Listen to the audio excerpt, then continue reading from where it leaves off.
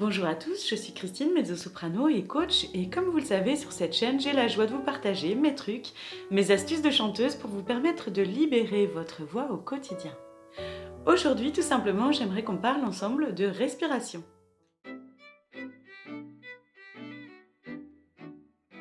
Pour travailler la respiration, il existe plein d'exercices que nous pouvons pratiquer debout, assis, couché. En fait, la posture va avoir une incidence sur les sensations et sur la sollicitation des muscles. Donc pour sentir tel ou tel muscle, ce sera plus aisé en fait d'être, allongé, d'être assis ou d'être couché. Il y a 2 phases dans la respiration, évidemment l'inspiration et l'expiration. Ces 2 phases s'enchaînent de manière, naturelle et innée sans qu'on ait à y penser dans la vraie vie. Quand on chante, dans un premier temps, on peut poser notre intention, notre attention sur la respiration, que ce soit d'ailleurs l'expiration ou l'inspiration. L'idée étant quand même de réussir à ancrer suffisamment les réflexes de manière à ce qu'on n'ait plus besoin d'y penser et que vraiment on puisse respirer de manière totalement automatique le plus aisément possible.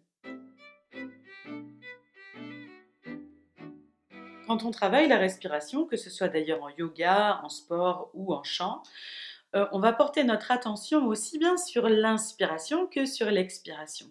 Parce que en fait, les 2 sont vraiment liés et si on inspire de manière, qualitative, on va avoir une expiration qualitative aussi et inversement. Donc en fait, c'est vraiment une sorte de cercle vertueux qu'on cherche à mettre en place pour avoir de plus en plus d'aisance dans notre respiration.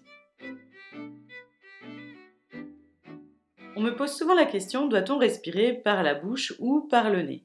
Alors, j'aimerais vous apporter une réponse qui sera un peu de normand, parce qu'en fait, il n'y a pas de vérité absolue. Il n'est pas question de dire il faut toujours respirer par la bouche ou il faut toujours respirer par le nez. En fait, en fonction des situations, ça peut être bien de privilégier une respiration nasale ou une respiration par la bouche. La respiration par la bouche est plus rapide, donc souvent on l'utilise plus facilement quand on est en train de chanter dans un morceau, alors que peut-être la respiration par le nez, on va la faire plutôt en début de morceau ou après une transition musicale.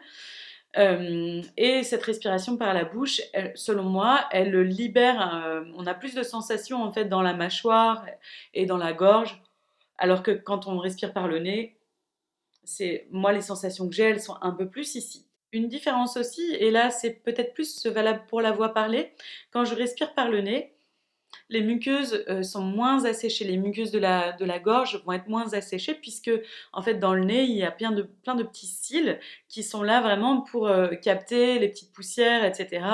Et donc du coup pour nettoyer finalement l'air qui rentre à l'intérieur. Donc si je respire par la bouche, là je viens de le faire, je l'ai senti, il y a une sensation peut-être plus d'assèchement de la gorge des cordes vocales.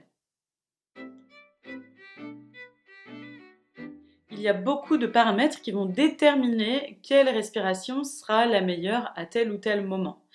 Et donc, pour moi, travailler la respiration, c'est être capable de passer très habilement, très facilement d'une façon de respirer à l'autre et d'être vraiment très souple et très à l'aise en fait par rapport à ces différentes manières de respirer.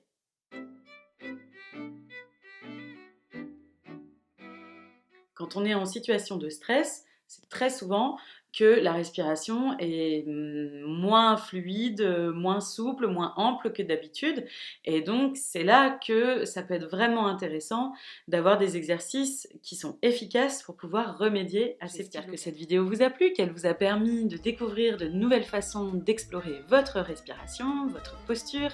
N'hésitez pas à pratiquer régulièrement et je vous invite évidemment à vous abonner à la chaîne, à liker, à commenter, à partager. Et je vous dis à très vite pour une nouvelle vidéo. Bye bye!